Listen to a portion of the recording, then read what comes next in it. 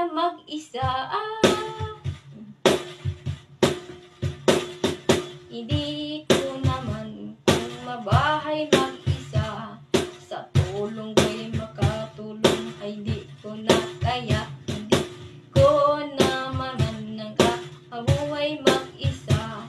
Sarili ko naman ko'y mag-isa sa iyong mata.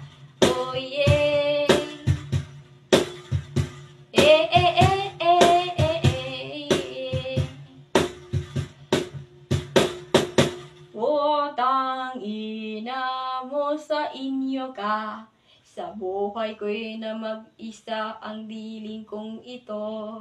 Mawawala na ang aking problema. Sa buhay ko'y nag-iisa natulog ng iba. Eh, eh,